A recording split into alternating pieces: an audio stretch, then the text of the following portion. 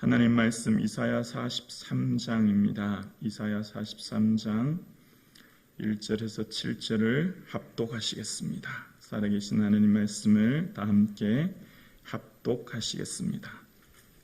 구약성경 1019면 이사야 43장 1절에서 7절입니다. 함께요. 야곱아, 너를 창조하신 여호와께서 지금 말씀하시느니라. 이스라엘아, 너를 지으신 이가 말씀하시느니라. 너는 두려워하지 말라. 내가 너를 구속하였고 내가 너를 지명하여 불렀나니 너는 내 것이라. 내가 물 가운데로 지날 때 내가 너와 함께할 것이라. 강을 건널 때 물이 너를 침몰하지 못할 것이며 내가 불 가운데로 지날 때 타지도 아니할 것이요 불꽃이 너를 사르지도 못하리니 대저 나는 여호와 내 하나님이요 이스라엘의 거룩한 이요 내 구원자임이라. 내가 애굽을 너의 속량물로 구스와 스바를 너를 대신하여 주었노라.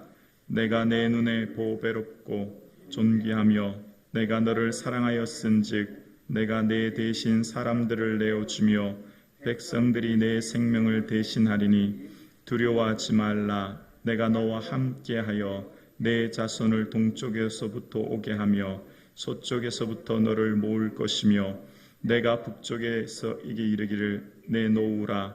남쪽에게 이르기를 가두어두지 말라. 내 아들들을 먼 곳에서 이끌며 내 딸들을 땅끝에서 오게 하며 내 이름으로 불려지는 모든 자 곧 내가 내 영광을 위하여 창조한 자를 오게 하라. 그를 내가 지었고 그를 내가 만들었느니라. 아멘. 오늘 이 생명의 말씀을 붙들고 하루를 살아갈 수 있는 저와 여러분 되기를 예수 그리스도 이름으로 간절히 축복합니다. 아멘. 야곱아, 너를 창조하신 이 여호와께서 지금 말씀하시느니라 라고 말씀하고 계십니다. 바벨론 포로 가운데 국가가 멸망하여 절망 가운데 있는 그들에게 주시는 하나님께서는 야곱이라고 하시면서 그들을 창조하신 하나님을 말씀합니다. 나 중심으로 살던 에서의 동생, 에서의 발 뒤꿈치를 잡았던 야곱. 그러나 하나님께서는 그를 모태에서부터 그뿐만 아니라 이스라엘 백성 전체를 창조하시고 온 백성을 창조하신 하나님이라고 말씀하고 계십니다. 하나님을 알 때 제일 먼저 기억해야 될 것은 하나님의 첫 번째 속성은 바로 창조주입니다. 하나님이 창조하셨다고 하는 것, 그 하나님이 오늘도 이 세상을 인도하고 보호하고 계신다는 것, 그것을 기억하라는 거죠. 그러면서 이스라엘아, 나 중심이었던 야곱을 하나님 중심으로, 야복나루에서 주를 만나 인생의 삶이 변화했던 이스라엘, 그도 하나님 또한 지으신 하나님께서 말씀하십니다. 너는 두려워하지 말라는 거예요. 왜냐하면 내가 너를 구속하여 값주고 샀다는 겁니다. 지명하여 선택했다는 거예요. 너는 누구 것이라는 거예요? 내 것이라는 겁니다. 오늘 이사야서 43장은 하나님이 왜 구원하시나, 어떻게 우리를 구원하시나 라고 하는 주제로 흘러가는데요. 이스라엘 백성들의 삶이 지금 고난 가운데 있어요. 그런데 하나님께서는 뭐라고 말씀하시냐면 두려워하지 말라는 거예요. 왜냐하면 내가 너를 지명하여 불렀기 때문에, 너는 내 거기 때문에 걱정하지 말래요. 그러면서 2절 말씀 우리 함께 합독하실까요? 2절이요. 시작. 내가 물 가운데로 지날 때 내가 너와 함께 할 것이라. 강을 건널 때 물이 너를 침몰하지 못할 것이며 내가 불 가운데로 지날 때 타지도 아니할 것이요 불꽃이 너를 사르지도 못하리니. 아멘. 자, 하나님이 창조하셨어요. 그리고 하나님이 내 것이라고 말씀하세요. 하나님 모든 것 지으셨대요. 그러면 그 다음 구절은 내가 불과 물과 같은 어려움 다 없이 해줄 거야. 그렇게 해주셔야 되잖아요. 불을 만나지 않을 거다. 물이 엄모라는 물을 만나지 않을 거야. 라고 해주셔야 되잖아요. 그런데 자, 오늘 2절에 아주 중요한 내용이 뭘까요? 내가 물 가운데로 뭐 할 때요? 그게 중요해요. 이걸 잘 기억하셔야 돼요. 물이 너 앞에 있게 하지 못할 거야. 물이 사라지게 할 거야. 라는 게 아니에요. 뭐죠? 물 가운데로 뭐 할 때요? 지날 때에 라는 거예요. 그 다음, 내가 너와 함께 할 것이고 강을 뭐 할 때요? 건널 때라는 거예요. 또 그 다음 계속 볼까요? 내가 불 가운데로 뭐 할 때요? 지날 때에. 지날 때가 중요한 거예요. 여러분, 예수 그리스도를 주로 고백하고 믿음 안에 살면 내가 너를 사랑한다, 내가 너와 함께한다 하신 주님께서 고난을 면제시켜 주시는 게 아니라는 거예요. 고난을 싹 없애주시는 것이 결코 아니라는 거예요. 고난이 있지만 어떻게 하신다는 거예요? 지날 때에 함께 하신다는 거예요. 그래서 다윗이 뭐라고 고백하죠? 내가 사망의 음침한 골짜기를 지날지라도 다닐지라도 해를 두려워하지 않을 것은. 사망의 음침한 골짜기를 사라지게 하시는 게 아니라 그 길을 갈 수도 있고 만날 수 있다는 거예요. 고난을 만날 수 있지만 염려하지 않아요. 그러니까 오늘 본문도 보세요. 물을 가운데로 지나고 불꽃 가운데로 지난다는 거예요. 근데 뭐 어떻게 되신다는 거예요? 함께 해주시고 건져주시고 보호해 주신다는 거예요. 우리는 이 고난을 면제시켜 주는 게 아니에요. 고난이 사라지는 게 아니라 예수를 주로 고백하고 믿음 안에 살아가는 성도 또한 세상 사람들과 같은 고난을 당할 수도 있다는 거예요. 외형적으로 볼 때 어려움과 문제와 환란이 우리에게 있을 수 있지만 우리가 기억해야 될 것이 있다는 거예요. 지날 때에라는 거예요. 지날 때. 그것을 지나고 그것을 인하여 걸어갈 때 하나님 붙드신다는 거예요. 누가 우리를 그리스도의 사랑에서 끊으리요? 환란이나 곤고나 기근이나 적신이나 위협이라 칼이라. 그러나 이 모든 일에 우리를 사랑하신으로 말미암아 우리가 넉넉히 이기게 될 줄로 믿습니다. 우리에게 은혜를 주신 것은 또한 고난을 받게 하려 하심이라. 예수 믿고 구원 얻은 것은 하나님께서 주신 고난 주시고 그것을 또한 이기게 하시는 거죠. 그러시면서 하나님께서 3절에 말씀하십니다. 대저란 말은 원어의 뜻을 보면 왜냐하면 이라는 의미죠. 대저, 왜냐하면 나는 여호와 내 하나님이요 이스라엘의 거룩한 이요 내 구원자임이라. 내가 애굽을 너의 속량물로 구스와 스바를 너를 대신하여 주오노라. 이스라엘을 조그만한 이스라엘보다 수십 배 큰 애굽에 속한 작은 지역 구스고 스바는 이디오피아를 말하죠.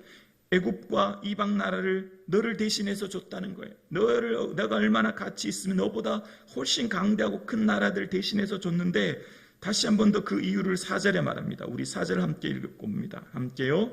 내가 내 눈에 보배롭고 존귀하며 내가 너를 사랑하였은즉 내가 내 대신 사람들을 내어주며 백성들이 내 생명을 대신하리니 아멘.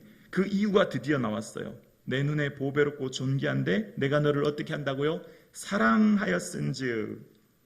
여러분, 사람들이 사업을 하거나 어떤 일을 할 때는, 비즈니스를 할 때는 어떤 가치가 동등해야 교환합니다. 예를 들어서 여러분, 종이학이랑 휴대폰이랑 바꿀 사람은 없습니다. 그렇지 않습니까? 종이 비행기랑 휴대폰이랑 신제품 휴대폰이랑 바꿀 사람은 없습니다. 가치가 다르기 때문이에요. 그렇죠? 가치가 같아야 교환하지 않습니까? 그런데 사랑하는 관계는 달라져요. 제가 예전에 이 첫째 어린이집에 보냈더니 첫째 녀석이 겸비가 어린이집에서 어버이날이라고 빨간 카네이션을 삐뚤빼뚤 가위로 잘라서 엄마 아빠 감사합니다 이렇게 카네이션을 만들어 왔더라고요. 그러면서 아빠 선물이야 라고 주더라고요. 근데 너무 좋은 거예요. 그럼 제가 그 값을 대신해서 뭘 줘야 될까요? 저는 그 아이를 책임지는 거예요. 맞잖아요. 아이를 책임지죠. 선물이 너무 귀해요. 그래서 이 아이는 겸비는 제 아들이기 때문에 무조건적으로 사랑하죠. 구하지 않은 것까지도 줘요. 맞잖아요. 다 모든 걸 제가 채워주는 거예요. 그 어린 꼬마 녀석이 뭐 주세요 해야 주나요? 말하지 않아도 다 키워주는 거예요. 다 해주는 거죠.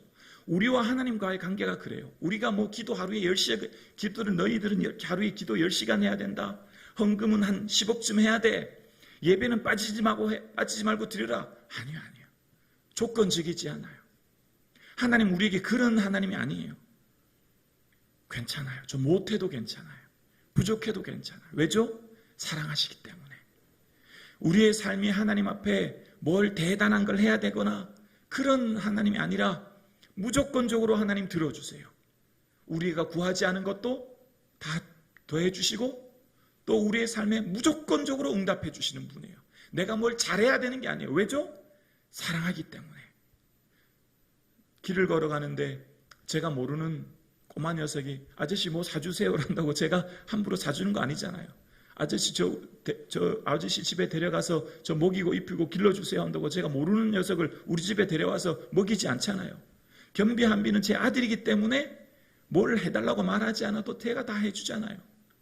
우리는 하나님 자녀이기 때문에 우리가 좀 부족해도 괜찮다는 거예요. 우리 너무 우리 스스로를 힘들게 할 우려가 있는데 내가 뭔가 대단해야 되고 내가 기도도 막 엄청 많이 해야 되고 예물도 많이 드려야 되고 봉사도 많이 해야 되고 괜찮아요. 그냥 하나님은 나 그대로를 사랑하시는 거예요. 하나님은 나를 사랑하시기 때문에 하나님의 놀라운 은혜를 우리에게 주시는 줄로 믿습니다. 기도를 좀 못해도 괜찮아요. 기도를 뭐 미사 여구를 많이 하고 기도를 오래 하고 많이 못해도 우리의 형편처지를 누구보다도 아버지가 잘 아시는 줄로 믿습니다. 그래서 우리는 행복한 거예요. 그래서 우리는 감사한 거예요. 세상 그 누구보다도 귀한 하나님께서 우리 아버지 되어주셨다는 거예요. 그래서 5절입니다. 두려워하지 말라. 내가 너와 함께하여 내 자손을 동쪽에서부터 오게 하며 서쪽에서부터 너를 모을 것이며 5절에서 7절은 동쪽, 남쪽, 북쪽에서 다 불러 모은다는 거예요. 새롭게 회복한다는 거예요. 이게 지금 바벨론 포로지만 다시 회복하신다는 거예요. 그 이유가 7절에 나와 있는데 내 이름으로 불려지는 모든 자 곧 내가 내 영광을 위하여 창조한 자를 오게 하라. 하나님 영광을 위해 우리를 창조하셨다는 거예요. 우리가 그래서 기억해야 될 것은 하나님의 기쁨과 영광을 위해 우리가 살아가는 거죠. 창조의 목적이 여기 있다는 거예요. 자, 그런데 지금 이스라엘을 억압하고 있는 이때 당시 가장 강력한 나라가 누구냐면 바벨론이에요. 바벨론. 그런데 14절입니다. 43장 14절이에요. 너희의 구속자여 이스라엘의 거룩한 이 여호와가 말하노라. 너희를 위하여 내가 바벨론에 사람을 보내어 모든 갈대아 사람에게 자기들이 연락하던 배를 타고 도망하여 내려가게 하리라. 자, 지금 이때 가장 강대국 바벨론인데 바벨론을 사람을 보내어 무너지게 한다는 거예요. 이게 지금 이스라엘 백성들은 이해가 안 돼요. 왜냐하면 이런 표현이 있고요. 우리로 말하면 이런 표현이에요. 지금 이 세계의 가장 강대국은 뭐 미국 정도 될까요? 미국이 한순간에 패망한다, 무너진다. 그럼 쉽게 이해가 잘 안 돼요. 만약에 아프리카에 있는 뭐 작은 나라, 무슨 뭐 소말리아라든지 이런 나라가 내전으로 사라지게 될 거야. 이러면 좀 사람들이 이해를 하지만 미국이 하루아침에 사라진다. 이해가 되시나요? 예를 들면 그렇다는 거죠. 그러니까 지금 바벨론이 한순간에 무너지게 된다라고 하시면서 16절에 말합니다. 나 여호와가 이같이 말하노라.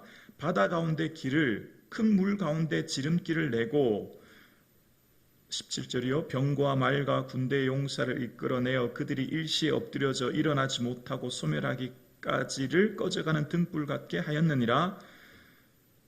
18절이요. 너는 이전 일을 기억하지 말며 옛날 일을 생각하지 말라. 19절 함께요. 시작. 보라 내가 새 일을 행하리니 이제 나타낼 것이라. 너희가 그것을 알지 못하겠느냐? 반드시 내가 광야의 길을 사막의 강을 내리니. 아멘. 도저히 불가능할 것 같은 일들, 바다의 큰 길을, 큰 물의 지름길을, 또 광야의 길을, 사막의 강을 내신다는 거예요. 새 일을 행하신다는 거예요. 이스라엘 백성들은 도저히 이해가 되지 않아요.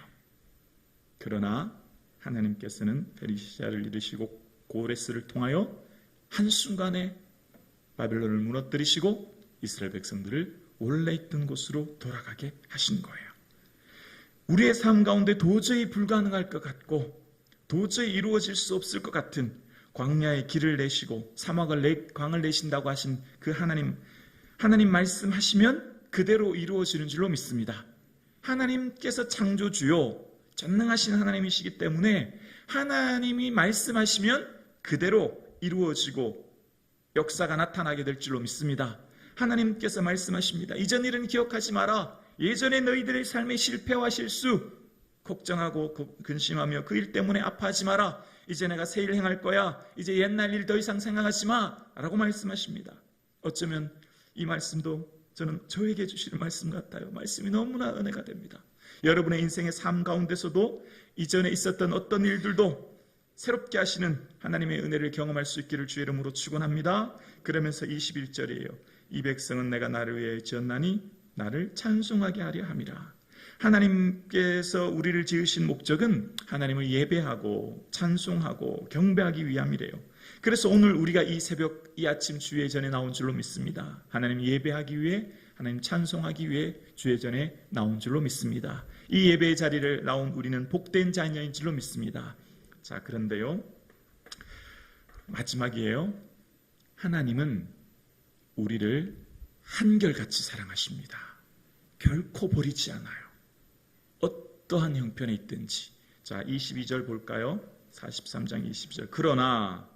그러나 야곱아 너는 나를 부르지 아니하였고 이스라엘아 너는 나를 괴롭게 여겼으며 라고 이야기합니다. 아니, 하나님이 이런 일을 행하시고 놀라운 능력을 주신다고 하시고 사랑한다고 하시는데, 그런데 이스라엘 백성들은 한 번도 하나님을 부르지 않고 오히려 어떻게 해요? 하나님을 괴롭게 여겨요. 하나님 있는 것 자체를 괴롭게 여긴다는 거예요. 사람들은 하나님을 무거운 짐으로 여겨요. 사람들은 하나님을 우리에게 고통스럽게 한다고 생각해요. 예배드려라, 기도해라, 찬송해라, 봉사해라, 하나님을 잘 섬겨라, 믿음으로 살아라, 하나님 열심히 저의 전에 나와라. 그거를 괴롭게 한다고 생각해요. 정말 하나님 그런 분일까요? 하나님 우리에게 열심히 하나님을 예배드리세요. 하나님 찬송하세요. 하나님 앞에 믿음으로 살아가세요. 그게 정말 우리를 괴롭게 하는 걸까요? 아니잖아요. 하나님 오해하는 거죠. 하나님 사랑하기 때문인데 이스라엘은 나를 괴롭게 여겼다는 거예요. 이스라엘 백성들은 하나님 자체를, 하나님 있는 것을 부담으로 여기고 짐으로 여기고 괴롭게 여겼다는 거예요. 오늘날 많은 성도들이 하나님을 오해하고 있지는 않은가 몰라요. 예배 드리세요, 열심히 신앙생활 하세요라고 하는 것을 오히려 괴롭게 여겼다는 거예요. 그래서 23, 24절, 24절만 볼게요. 너는 나를 위하여 돈으로 향품을 사지 아니하며 희생의 기름으로 나를 흡족하게 하지 아니하며 내 죄 짐으로 나를 수고롭게 하며 내 죄악으로 나를 괴롭게 하였느니라. 이스라엘의 죄악이 오히려 주님을 괴롭게 하는 것이 되었다는 거예요. 그러나 25절 함께 봉독하고 마치겠습니다. 함께요. 나 곧 나는 나를 위하여 내 허물을 도말하는 자니 내 죄를 기억하지 아니하리라. 아멘.